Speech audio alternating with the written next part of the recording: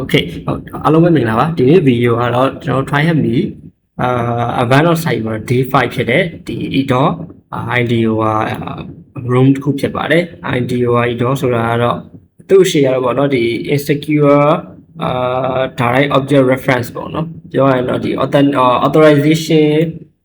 authorization bypass လုပ်နိုင်တဲ့ vulnerability တစ်ခုပေါ့အဲ့ vulnerability ကိုဒီနေ့ exploit လုပ်ပြမှာဖြစ်ပါတယ်ဒီ room ပဲဖြစ်ပါတယ်ဒီ room မှာတော့ကျွန်တော်တို့ကကျွန်တော်ဒီပေါ့နော်ဒီ attack box ကနေလည်းဝင်ပြီးတော့သုံးလို့ရတယ်ပြီးတော့သူ့ attack box ရှိမယ်ပေါ့ကျွန်တော်ပြောချင်တာကတော့ကျွန်တော် attack လုပ်မဲ့ machine တစ်ခုရှိမယ်သူ့ရဲ့ဒီနေ့ room အတွက် VM တစ်လုံးရှိမယ်အဲ့ VM ကို LAN access လုပ်ဖို့ပေါ့နော် attack လုပ်ဖို့တော့ attack box သုံးရမယ်ကျွန်တော်ကတော့attack box မသုံးဘူး attack box ကတော့တနေ့ကိုတနာရီရွေးရတယ်ပေါ့နော်ကျွန်တော်စမ်းတာပါညာနဲ့တနာရီကြော်သားနေတာမလို့ကျွန်တော်ရဲ့ဒီ Kali Linux ကိုtry happy ရဲ့ဒီ OpenVPN ချိန်ပြီးတော့ပဲဝင်လိုက်တယ်ပေါ့နော် Okay ဒါကျွန်တော်ရဲ့ IP ပေါ့နော်ပေါ့ပါကျွန်တော်ဒီ room ကိုစလိုက်ပါမယ်ဒီ room ရဲ့ဒီ landing objective တွေပေါ့နော် scenario တွေကျွန်တော်ဖတ်မပြတော့ဘူးဒီ room ရဲ့ landing objective တစ်ခုကကြတော့ဒီ authentication နဲ့authorization ဆိုတာဘာလဲကိုကျွန်တော်တို့နားလည်အောင်လုပ်ကြမယ်ပြီးကြတော့ဒီ error ကိုဘာ expect လုပ်တဲ့ပတ်သက်ပြီးတော့ဘာဖြစ်နိုင်လဲပေါ့နော်ပြီးကြတော့ဒီ horizontal privilege escalation လုပ်မယ် horizontal privilege escalation မှာ horizontal နဲ့ vertical ဆိုတာရှိမယ်အဲ့ဒီကိုလည်းကျွန်တော်ပြင်ရှင်းပြမယ်ပေါ့နော် learn how to tell error to STO okay ဒါတော့ကျွန်တော်ပြန်ပြီး fix လုပ်မှာပေါ့နော် fix လုပ်မဲ့အကြောင်းအရာဖြစ်ပါတယ်အဲ့တော့ machine RAM ပဲ I think machine က RAM meter ဖြစ်မယ်ဟုတ်တယ် RAM meter ဒီကောင်နည်းနည်း cache ဝင်နေတာပေါ့နော်ကျွန်တော်ခက်နေနေရဲ့ browser မှာ cache ဝင်နေတာ okay ကျွန်တော်စလိုက်တော့မယ်ပေါ့နော်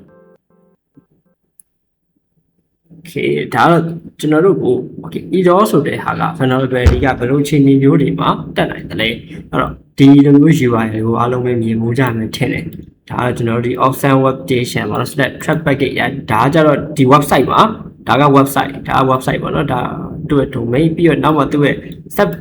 သူ့ directory တခုကကြတော့ directory လို့ခေါ်မလား function ခေါ်မလားမသိဘူးquery ပေါ့နော်သူက track package ကိုကျွန်တော်တို့ track လုပ်တယ်ဘယ် package ကို track လုပ်မှာလဲဆိုတော့ package ID 1001အဲ့လိုမျိုးpackage ID 1001ကို track လုပ်မယ်ဆိုတော့ query ပေါ့နော်အဲ့လိုမျိုးဟာတွေမြင်လာပြီဆိုရင်ဒါများသောအားဖြင့်ဒီမှာဒီ EDOR လို့ခေါ်တဲ့ indirect insecure direct object reference ဆိုတဲ့ vulnerability ကျွန်တော်တို့ရှိနေနိုင်တယ်ဘာလဲဆိုတော့ကျွန်တော်ကဒီ query မှာကpackage ရဲ့ ID ကပါနေတယ်အဲ့ ID ကိုကျွန်တော်တို့ကဒီနေရာကို play လုပ်နိုင်ဒီနေရာကို manipulate လုပ်နိုင်မယ်ဆိုရင်ကျွန်တော်တို့ကဒီ EDOR ကို exploit လုပ်လို့ရတယ်ပြောချင်တာတော့ဗျာ EDOR ဆိုတာကEDOR လို့ခေါ်တာထက်ကျွန်တော်တို့ကဒီ authorization bypass လို့ပြောတာပုံမှန်လိုက်တယ်ဒီအောက်မှာဆိုရင်ချက်ကြည့်လိုက်ပေါ့နော်ကျွန်တော်တို့ဒီ package ID က1001မှာဆိုရင်ဒီ package ကို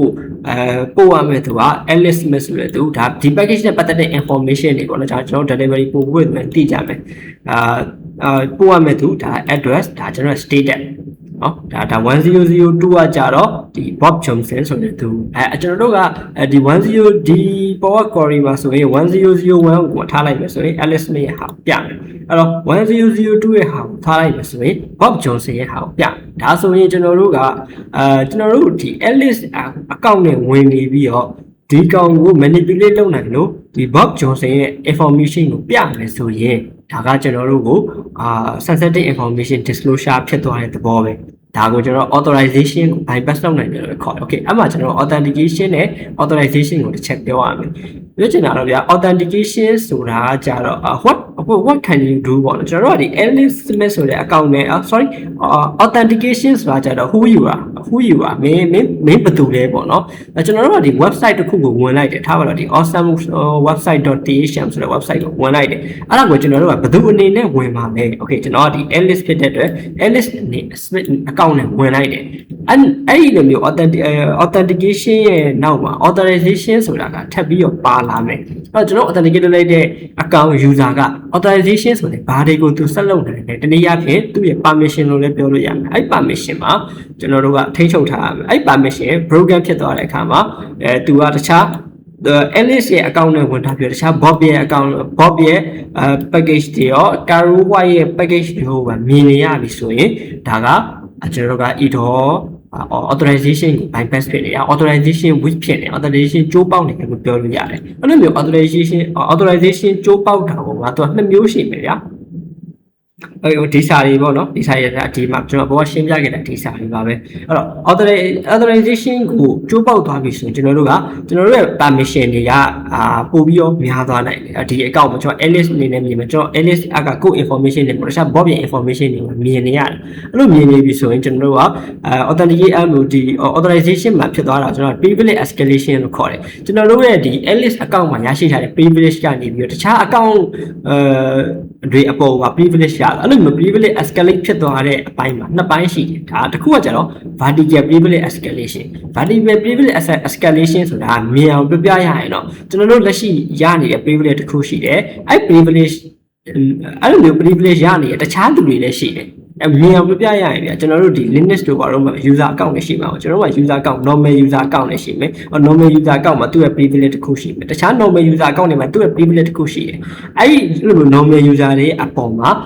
root user လို့ပြောရမှာပေါ့နော်ဒီ administrator level permission ပို့ပြီးရတဲ့ပို့ပြီး privilege ပို့ရတဲ့ user တယောက်ရှိမယ်အဲ့တော့ကျွန်တော်တို့ရဲ့ဒီပုံမှန် normal user တွေကဒီ authentication ဒီ authorization bypass ဒီ vulnerability ကြောင့် administrator level ကိုရသွားပြီဆိုရင်ဒါကိုကျွန်တော် vertical လို့ခေါ်တယ်ပုံမြင့်နေအောင်ရသွားဗျာပုံမြင့်နေအောင်ရသွားပြီဆိုရင်vertical privilege escalation လို့ခေါ်တယ်horizontal privilege escalation ကကျွန်တော် normal user အချင်းချင်း normal user အချင်းချင်းဆိုပေမဲ့လည်းကျွန်တော်တို့ privilege ကတိတက်ရှိရမှာလေသူ့ရဲ့သက်ဆိုင်ရာ data ကိုတခြားသူကမြင်စရာအကြောင်းမရှိဘူးအဲ့ဒါကိုမှ course ဆိုင်ရာ data တွေကိုတခြားလူ data တွေကိုမှမြင်နေရပြီတခြားလူကလည်း code data တွေကိုလာမြင်နေရပြီဆိုတာကျွန်တော်တို့က horizontal privilege escalation လုပ်တယ်လို့ခေါ်တယ်ဟုတ်အဲ့လိုမျိုးအဓိကဖြစ်စေနေတာတော့ EDOR ပေါ့ဗျာအဲ့တော့ကျွန်တော် EDOR တဲ့ authorization bypass လို့ပဲအကြောင်းသုံးတော့မှာပေါ့အဲ့တော့ကျွန်တော်တို့try have ဒီ machine ကိုချက်ဝင်ကြည့်မယ် refresh ချက်လုပ်လိုက်ပြီပေါ့နော် machine IP မြင်အောင်လို့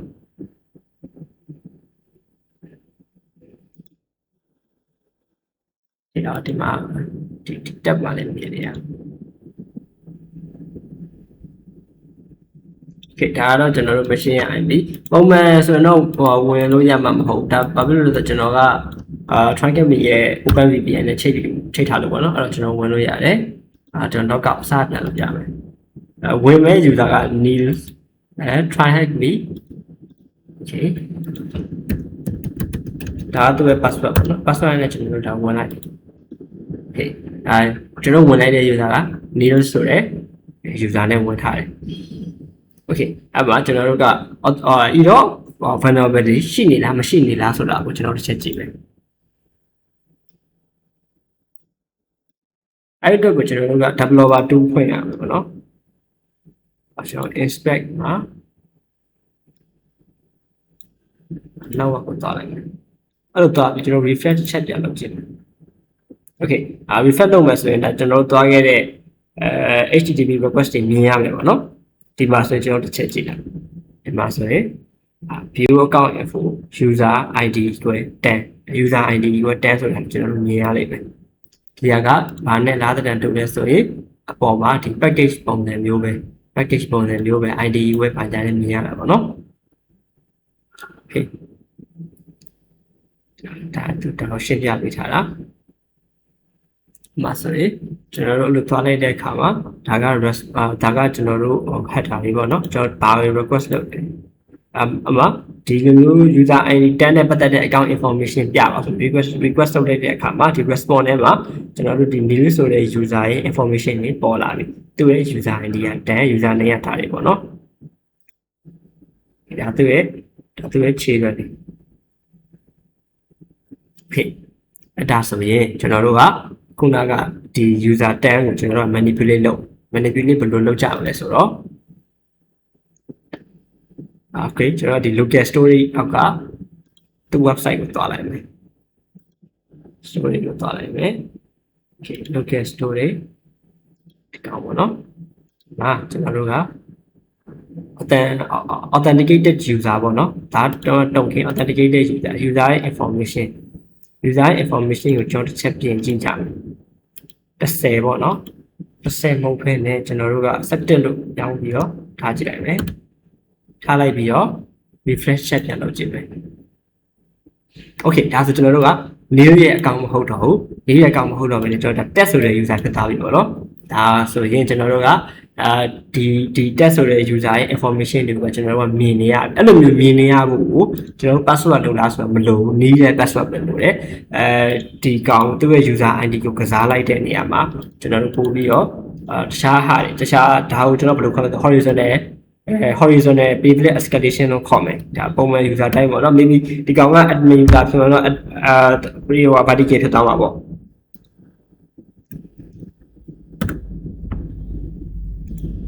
Okay, now refresh လုပ်လိုက်ဒါဆိုဒါနောက် test user ပေါ့နော် Okay အဲ့ဆိုတော့ဒီ error vulnerability ဘယ်လိုရှိလဲကိုအားလုံးသိမယ်ထင်တယ်ကျွန်တော်ဆက်သွားလိုက်မယ်ပေါ့နော်ဒါ user ID ကျွန်တော် manipulate လုပ်လိုက်တယ်အဲ့ဒီခါလေးမှာတော့ဒီ error ကဒီချက်ပိုလဲပိုနေနိုင်တယ်ပေါ့နော်ကျွန်တော်တစ်ချက်ကြည့်ကြမယ်ဒါတန်းနဲ့ပြန်မလိုက်ပါနော်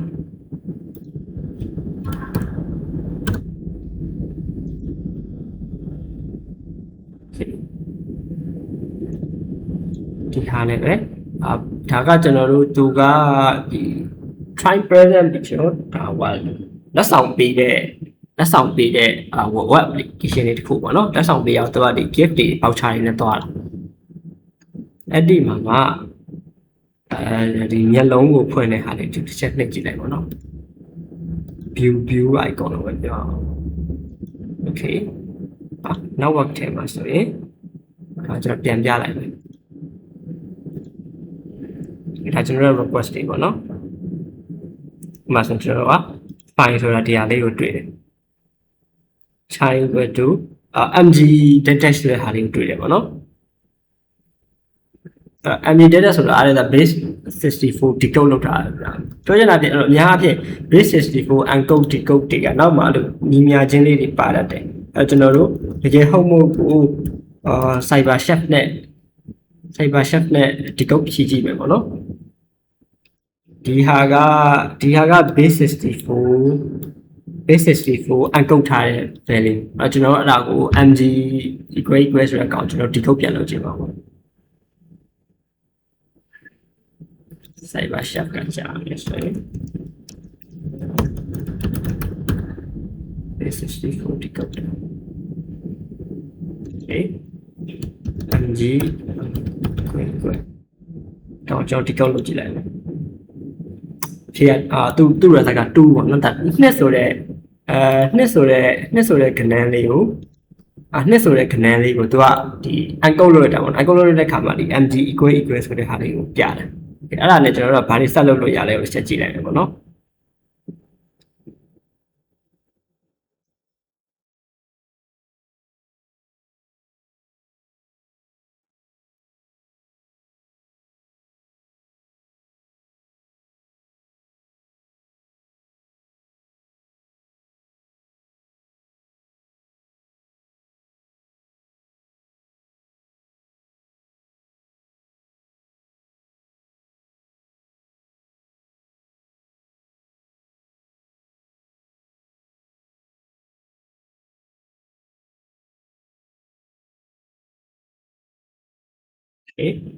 ဒီပြောတဲ့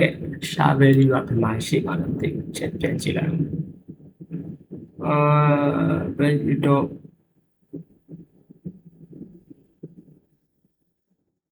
sometimes hash session if you want to see what would like record that when you click edit icon next to the chain ကျွန်တော်တို့ chain ပေါ့နော် chain တစ်ခုရဲ့ဒီ edit icon လေးကိုဆက်ဆောင်နှိပ်ကြည့်လိုက်ဒီအဖြစ်ပဲ okayဒီအမှာဆိုရင်နောက်ထပ်ကျွန်တော် request တစ်ခုပေါ်လာပြီ header ကိုကြည့်လိုက်မယ်ဆိုရင်ဒါသူ့ရဲ့ file name ပေါ့နော်သူ့ရဲ့ပတ်လမ်းကြောင်းဘယ်ညမှာသူ md5 ပေါ့နော် hash value တွေကပါကျွန်တော်တို့http လို့ request response နေမှာသူ့ရဲ့ hash value တွေပါလာတာ ဒီကောင်က MD5 ဟုတ်မဟုတ်ကကျွန်တော်ကြည့်လို့ရတယ် hash identify ဆိုပြီးတော့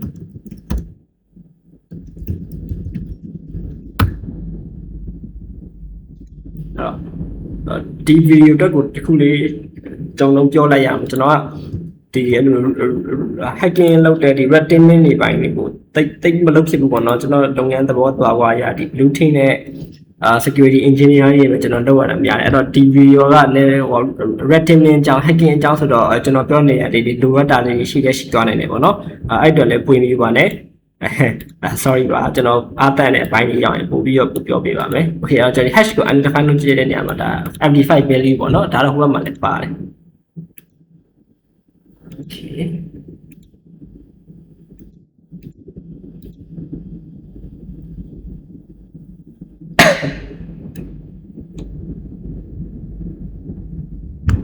okay နောက်တစ်ခုကကြတော့ဒီကောင်လေးပေါ့နော်ချက်ပိတ်လိုက်နောက်ကျွန်တော်တို့ဒီ voucher code တွေကသူပြောပုံရဆိုဒါတွေက UUID တွေပေါ့နော်UUID ဆိုတာကကြတော့ဟိုပါလေthe universal unique identifier တွေပေါ့နော်ဒီ 128 value ကောင်လေးတွေဒီကောင်လေးတွေကတော့သူအဲ့လိုမျိုး server ကနေပြီးတော့အဲ့လို generate လုပ်ထားတာဥပမာပြကျွန်တော်တို့ဒီ voucher code တွေပေါ့ voucher code တွေအဲ့လို food banner တို့ grab တို့ပါတော့မှာလေ voucher code တွေကိုကျွန်တော်တို့ရှိအဲ့ voucher code တွေကပြောရင်အဲ့လိုမျိုး generate လုပ်ထားကြတယ်အဲ့လို generate လုပ်ထားတာတွေကပြောရင်မထက်ရဘူး unique ဖြစ်ရမယ်အဲ့လိုမျိုးသူမျိုးသက်ဆိုင်ရာ algorithm တွေရှိရပေါ့နော်အဲ့လို algorithm တွေကိုသုံးပြီးတော့ generate လုပ်ထားအဲ့လိုမျိုး algorithm တွေတုံးမှလည်းအားနည်းချက်တွေရှိတယ်အဲ့တော့ဒီကောင်ကိုဘာအားနည်းချက်ရှိလဲဆိုတော့ကျွန်တော်တို့ချက်ကြည့်လိုက်မယ်ဒီပေါ့နော်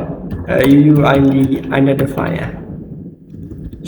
ချက်ကားလို့ရှာမှချင်တယ်သူဘယ် website ကိုတောင်းထားလဲမသိဘူးဒီကုတ်တာ sorry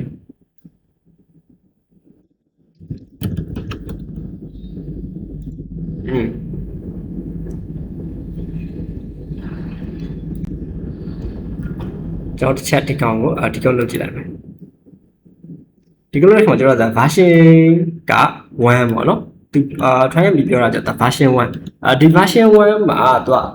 အားနည်းချက်ရှိတယ်အဲ့လိုမျိုးအားနည်းချက်ကဘာလဲဆိုတော့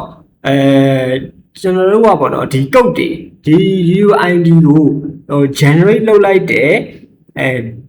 date ရဲ့ time ရဲ့ကိုသိရဆိုရင်ကျွန်တော်တို့ကအဲ့ UUID ကို reverse engineering ပြန်လုပ်လို့ရတယ်အဲ့လိုမျိုးပေါ့နော်ဒါသူတို့စာဖတ်ကြည့်လိုက်ရင်ပို့ပြီးတော့သိတာမယ်ပေါ့နော်ဒီမှာ UUID version 1 UUID version 1မှာဘာအားနည်းချက်ရှိလဲဆိုရင်အဲ့ကုတ်ကို generate လုပ်လိုက်တဲ့ date time ကိုအတိအကျသိရဆိုရင်ကျွန်တော်တို့ကအဲ့ UUID ကို reverse engineering နဲ့ပြန်ပြီး recover လုပ်လို့ရတယ်ဒါကကျွန်တော်တို့ဒီ EDOR ဟောပါတော့ authorization bypass ဖြစ်နိုင်တဲ့ vulnerability တွေကတစ်ခုပေါ့နော်ဒါတော့ကျွန်တော်တို့အဲ့ဟာအတွက်ကိုဘယ်လိုမျိုးပြန်ပြီးတော့ပြင်ဆင်ကြမလဲပြင်ပြီးတော့ပြင်ဆင်ကြမလဲဆိုရင်တော့အဲ့လိုမျိုးဒီ request တွေပုံမှာပဲဒီကျွန်တော်တို့ရဲ့ဒီ server ပေါ်မှာဒီ web server ပေါ့နော် web application ရဲ့ server web application တစ်ခုကသူ့ရဲ့ဒီ permission တွေကိုမျိုးခွဲခြားစိတ်ဖြာရမှာဒီဟို request response ကိုပဲအဓိကမှတ်ပြီးခိုးတယ်ဘူးဒါ server ကိုယ်တိုင် check လုပ်ဖို့ပေါ့နော် server ကိုယ်တိုင် check လုပ်ဖို့ကိုအကြံပေးတယ်ကျွန်တော်တို့ request တွေထဲမှာကျွန်တော်တို့ request ကိုလို့တရိုက် plain text သုံးတာမဟုတ်ဘဲနဲ့ basic ကိုလုပ်ထားတာပဲ hash value သုံးထားတာပဲဆိုပြီးတော့လည်း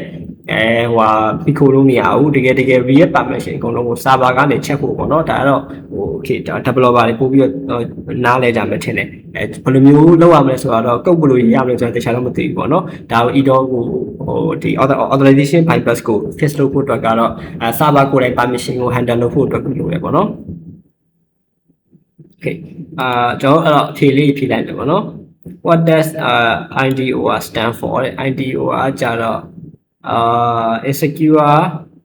direct object reference ဒီမှာပါတယ်ပေါ့နော်အဲ့တော့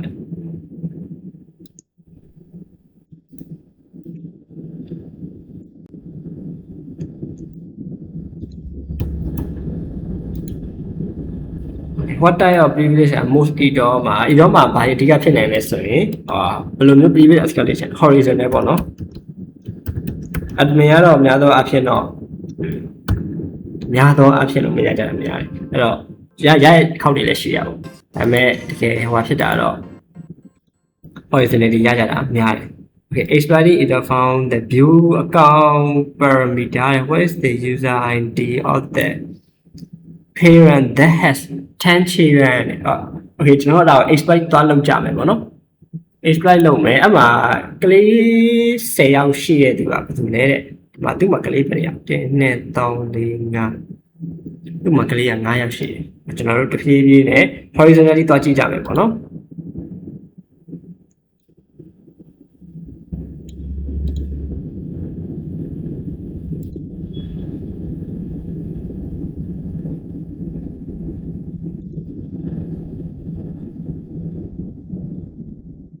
ဒါကြောင့် view account parameter မှာ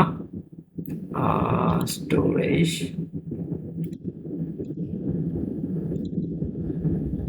ကျွန်တော်ခုနက17အထိကိုကြည့်ခဲ့ပြီးသားပါเนาะအဲ့တော့73ကိုသွားကြည့်လိုက်မယ်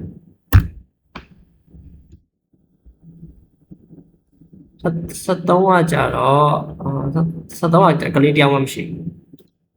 okay အဲ့တော့ကျွန်တော်14ခုချင်းနေထည့်ကြည့်ရမယ်ပေါ့เนาะ14မှာကလေးက2ယောက်ပဲရှိတယ် user name က pickle တဲ့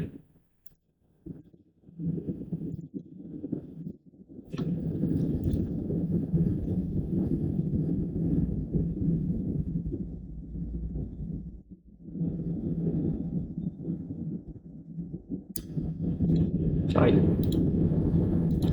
15မကောင်းရ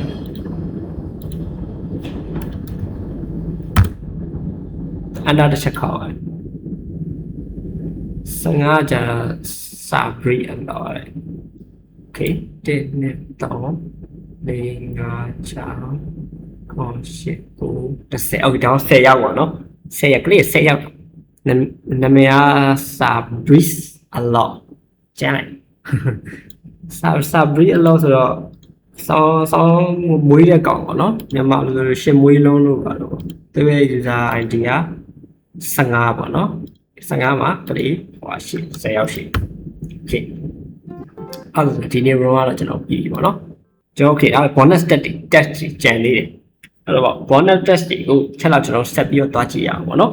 if you want to dive even deeper use either the base64 or md5 hash endpoint trying to find the id number of the children who born it may execution faster ဒီ bug ရဲ့ intruder ကိုတုံးပြီးတော့ခုနကကျွန်တော်တို့ chime ပေါ့နော်ဒီမှာဆိုရင်မြင်ရမယ်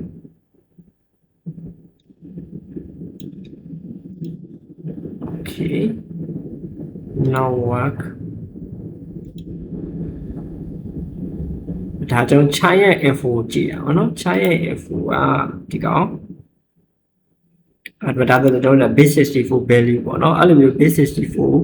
value နဲ့ကျွန်တော်တို့ကဘာကိုရှာမှလဲဆိုတော့ ID ကလေးရဲ့ ID number ကိုရှာမှာ2019 4ရက်18လမှာမွေးရက်ကြိုင်းရှာကြည့်လို့မရဘူးလားမသိဘူးဒီမှာ2019 4ရက်18လမှာမွေးရက်ကျွန်တော်တို့ရှာလိုက်လို့ရတယ် bug intruder တွေပါသွားဖို့တော့မလိုဘူးသူ့ရဲ့ ID ကဒါဟုတ်လားမသိဘူး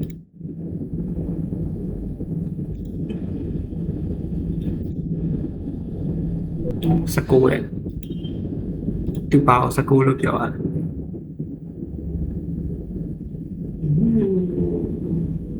အော်ဒီမှာ China ID China ID 19 China ID 19ကျဲတော့လည်းရတယ်နော်ရှာလိုက်လို့ရတယ် I don't know why သူဘာဖြစ်လို့ intruder တုံးခင်းလာတယ်ကျွန်တော်တခြားနားမလဲဘူးလဲရှာလို့ရတာ10ယောက်နဲ့10ယောက်10ယောက်ရှာလို့ရတယ်ဟိုဟာမျိုးတွေဆိုရင်တော့ intruder တွေပါတွေတွားဖို့လိုကောင်းလို့မယ်ထင်တယ်မဟုတ် date ကပါနေတာ哦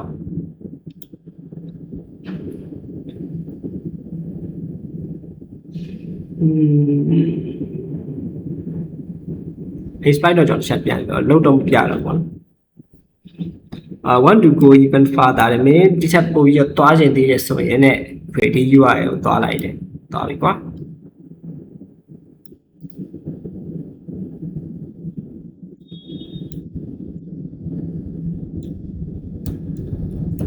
find the voucher they will it on it ဒီအောင်တွေ့တယ်ကျွန်တော်ချက်သားကြည့်လိုက်မယ်ပိတ်တော့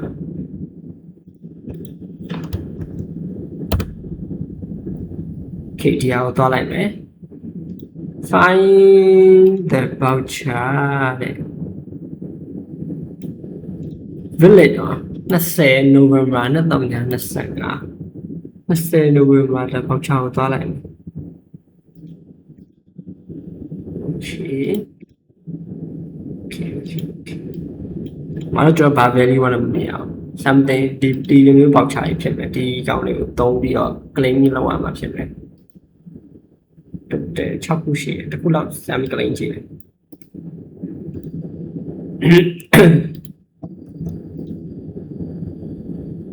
အဲ့ဒါ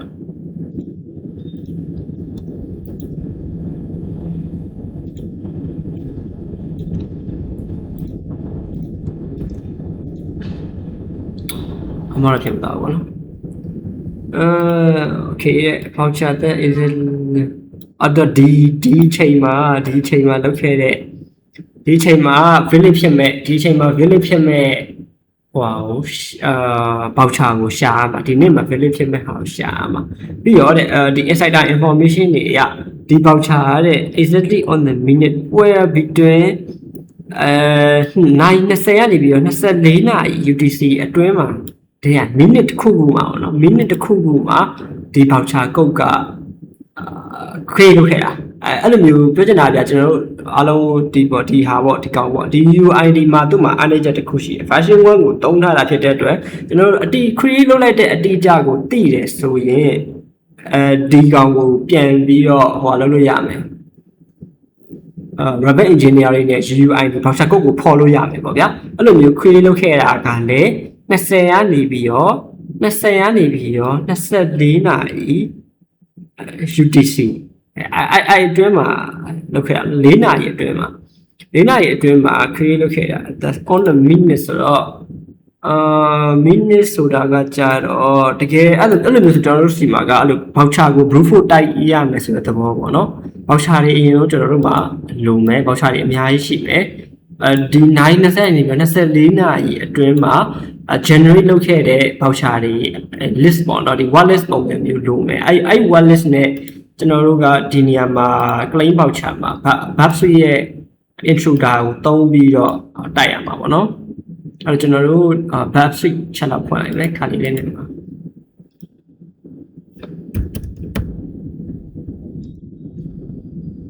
ဒါပေမဲ့တွက်ကြည့်လိုက်မယ်ဆိုတော့ဒါ9:20လား minute 20လား9:20ပဲဖြစ်မယ်ထင်တယ် okay ဒီမှာပေါ့နော် in this case မှာဆိုရင် entire period မှာကျွန်တော်3600 UID ရှိတယ်ဘာလို့လဲဆိုတော့20နာရီကနေပြီးတော့21နာရီဆိုရင်ဗျာတနာရီမှာminute 60မိနစ်6စက္ကန့်နဲ့တွက်မှာထင်တယ်ဗျာသိလားဟုတ်တယ်သူကစက္ကန့်နဲ့တွက်မှာ3600လို့ပဲဒီကောင်နဲ့ဒီကောင်နဲ့ကြားဆိုတနာရီဗျာတနာရီမှာဘယ်နဲ့3600ဘယ်လိုတနာရီမှာ3600စက္ကန့်ရှိရလေ3600တနာရီမှာ3600စက္ကန့်ရှိတယ်20ရက်24နာရီဆိုရင်3600ကို4နဲ့မြောက်အဲ့လိုတော့ voucher တွေအများကြီးပဲနော်3600ကို4နဲ့မြောက်ဆိုရင်စနစ်တောင်း voucher ပေါင်း13000ကျော်ပေါ့နော် voucher ပေါင်း13000ကျော်ကျွန်တော်တို့ brute force တိုက်ရမှာအဲ့လိုမျိုးဟာတော့အဲ့လိုမျိုးဘာသာကုတ်ကကျွန်တော်တို့မှာမရှိဘူးအဲ့လိုမျိုးကျွန်တော်ကအဲ့ rating minimum လေးတခြားမဟုတ်တဲ့အတွက်ဒီကောင် voucher generate လုပ်ရတာမရှိဘူးပေါ့နော်အဲ့အတွက်ကိုဒီ TryHack ရဲ့ room ကို create လုပ်ပေးခဲ့တဲ့ user ပေါ့နော် room create လုပ်ပေးတဲ့ဒီပဲဖြည့်ဆုံးရမယ်ဟုတ်တော့သူပေါ့နော်သူနာမည်ဘယ်သူပါလဲအောင်လို့သူကဒါဒီ room ကိုသူ create လုပ်တဲ့သူလုပ်ပေးထားတဲ့ word list လေးရှိတယ်အဲ့ဒီ word list ကဒီမှာပေါ့နော် ဒီ page ပင်မှာသူတင်ပေးထားတယ်သူကစုစုပေါင်းဘယ်နှခုလုပ်ပေးထားလဲသူတော့240ပဲလုပ်ပေးထားတာပေါ့နော်သူတော့အခု240ပဲလုပ်ပေးထားတာအခု240နဲ့ကျွန်တော်တို့website intruder မှာ brute force တိုက်ရမှာပေါ့နော်website ဖွင့်လိုက်မယ် okay start up sorry ပါကျွန်တော်VM နည်းနည်းကြောင်ပြီးတော့ဖြစ်သွားပြီပေါ့နော်scan တော့ face ဖြစ်သွားတယ်ကျွန်တော် restart ပြန်ချလိုက်ရတယ်။ Okay ကျွန်တော်ဒီဟာလေးဆက်သွားလိုက်ပြီပေါ့နော်။ UUID ပေါင်းကအများကြီးလို့ပါ။အများကြီးလို့ပါအဲ့အတွက်ကိုကျွန်တော်တို့ဒီ room ရဲ့ owner ပေးထားတဲ့ wallet ကိုပဲသုံးသွားမယ်ပေါ့နော်။အဲ့ wallet နဲ့ပဲကျွန်တော်တို့ brute force တိုက်ကြည့်လိုက်မယ်။ Okay အဲ့ထဲမှာကျွန်တော်တို့website မှာ browser ပေါ့နော် browser ဖမ်းရမယ် browser ဖမ်းဖို့လိုတာဖြစ်တဲ့အတွက်ကျွန်တော်တို့ website ရဲ့ browser ကိုပဲသုံးမယ်ပုံမှန်တော့ဒီမှာကျွန်တော် browser configuration လာလုပ်လို့ရတယ်အဲ့မဲ့ကျွန်တော်မလုပ်တော့ဘူးပေါ့နော်သူ browser ကိုပဲသုံးလိုက်မယ် Chromium based browser I think password လုပ်မယ်ထင်တယ် yes password က take over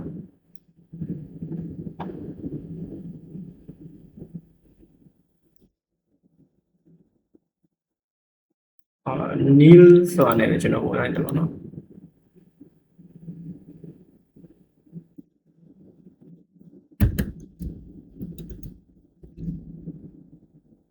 Okay လောက်ကန်လိုက်ပြီပါ Okay အောက်ချကုတ်ကဒီမှာအဲ့တော့ကျွန်တော် website မှာလည်းပြင်ဆင်စရာလေးပြင်ဆင်လိုက်ပြီပေါ့နော် target မှာဒီကောင်ကို active scope ပေါ့နော်ဒါကျွန်တော်တို့ရဲ့ browser ရဲ့ ID lock လုပ်ထားလိုက်ပြီHTTP history မှာဆိုရင်ကျွန်တော်မြင်ရတဲ့ခါကျတော့ voucher ကိုတစ်ချက်ကြည့်လိုက်မယ် claim တစ်ခုလုပ်ကြည့်လိုက်မယ်ပေါ့နော်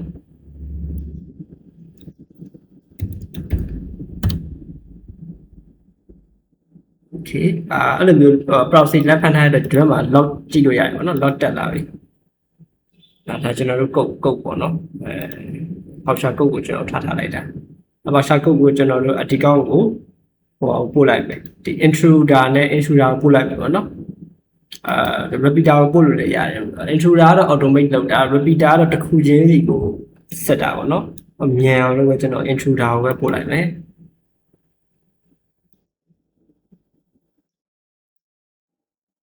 အဲ့ဒါကိုရှောက်သွားပြီပေါ့နော်ဒီနေရာမှာကျွန်တော်တို့ကဒီနေရာမှာ UUID ထည့်ချင်တာဖြစ်တဲ့အတွက်ဒီမှာ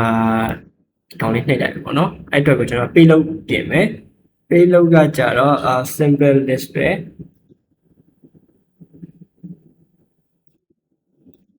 sorry payload configuration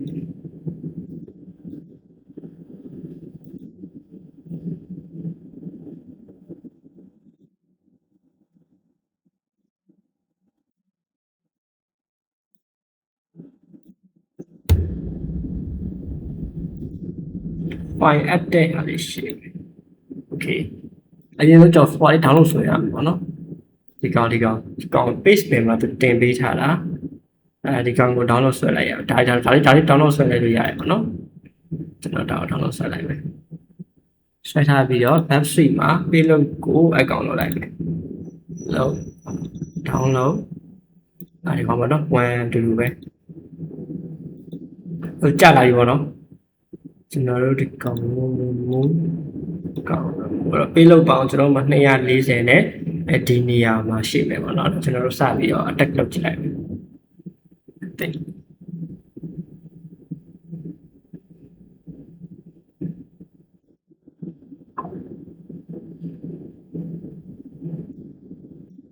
Okay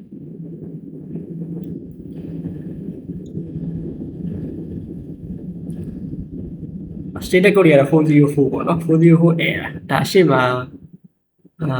ကျွန်တော်တို့browser မှာဒီမှာဆိုရင်ကျွန်တော်တို့ test နဲ့ဆက်လိုက်တော့လေ404ပဲเนาะတော့ invalid ဖြစ်နေတော့မှာပေါ့နော် valid ဖြစ်တဲ့ဟာကို check website ရတဲ့တက်လာတာစောင့်လိုက်မယ်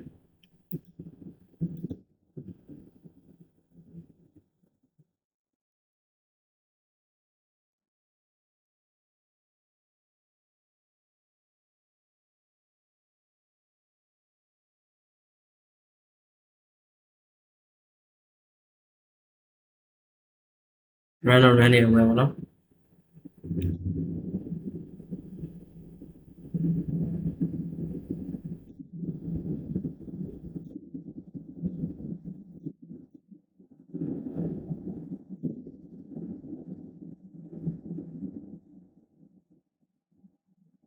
ကျွန်တော်နည်းနည်းလေးစောင့်ရမယ်အဲ့တော့ဗျာဒီကောင်ကတော့အဓိကကတော့ဟိုပါပဲကျွန်တော်တို့ဒီ UUID UUID မှာသူ့ algorithm မှာ analysis ရှိတဲ့အတွက်ကျွန်တော်တို့ကဒီ analysis ကလည်းရှိနေတယ်ပြီးတော့ဒီကောင်လေးကို create လုပ်လိုက်တဲ့အချိန်ကလည်းသိနေတယ် create လုပ်တဲ့အချိန်ကလည်းသိနေတယ်ဘယ်မိနစ်မှလာ create လုပ်မှန်းကိုမသိတာအဲ့တော့ကျွန်တော်တို့ကတက်ဖြစ်နိုင်တဲ့ GUID အကုန်လုံးကို generate လုပ်လိုက်တယ်လုပ်ပြီးတော့ proof ကိုတိုက်ပြီးတော့ပြန်စမ်းကြည့်တာပေါ့နော်အဲ့သဘောပဲ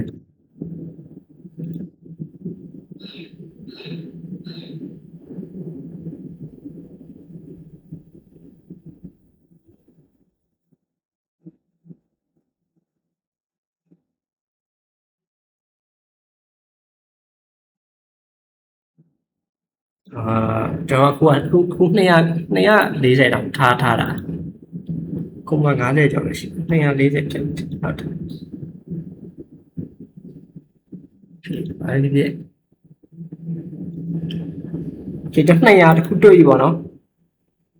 200တခုတွေ့ပြီstate ကိုလိုချဲလို့ရမယ် okay ကျွန်တော်200တခုတွေ့ပြီပေါ့နော်ကျွန်တော်မြင်လိုက်တာဖြစ်မယ်200တခုတွေ့ပြီကျွန်တော်တို့ဒီကောင်ပေါ့နော်200သူ့ရဲ့ payload ကဒီကောင်ပေါ့နော်ကျွန်တော် request လုပ်လိုက်တယ်ကုတ်ကဒီကောင်နဲ့ request လုပ်လိုက်တယ် response ပြန်လာက200နဲ့ response ပြန်200ဆိုရင်အဆင်ပြေပေါ့နော် http 200ဆိုတာအဆင်ပြေရတော့404လို့ပါဆိုကြအဲ့ဒါပေါ့နော်အပြင်မှာတစ်ချက်စမ်းကြည့်လိုက်မယ်ဒီကုတ်နဲ့ claim လို့ရလာပေါ့နော်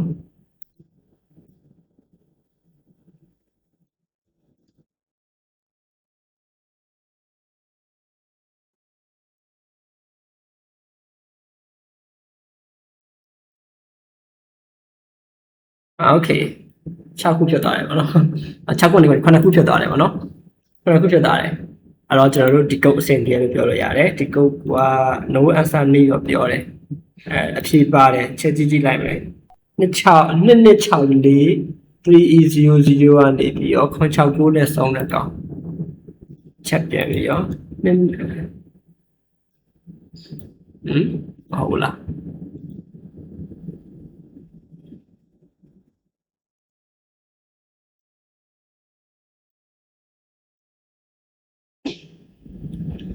โอเคဒီမှာ sorry ကျွန်တော်တို့မှားတာဒီမှာ2264 ကနေပြီး964နဲ့ဆိုတော့ဟုတ်ပါတယ်ငါ copy ကူးတာဘယ်လိုမှားလာပါလဲ။ဘာကြီးကဘာလို့ဝင်နေရလဲမသိပါဆိုရင်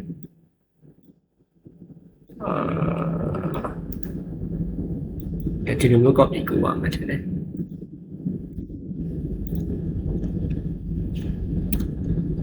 ဒီဘက်ဘေးမှာဝင်နေရ sorry 2264ပါနော်။ကျွန်တော်ကြည့်ရမှားသား။ okay ဒီဖြေလေးရပြီပေါ့နော်။ okay ကျွန်တော်ဒီဆက်သွားခြင်းနဲ့ဆိုတော့ဒီ edor ဆိုတဲ့ row ကိုသွားလို့ရတယ်ID row ပေါ့နော်ဘယ်လိုပဲခေါ်ပါ okay ဗီဒီယိုကိုဆုံးဖြတ်ကြည့်ရတဲ့ကျေးဇူးအများကြီးတင်ပါတယ်ကျွန်တော်တို့နောက်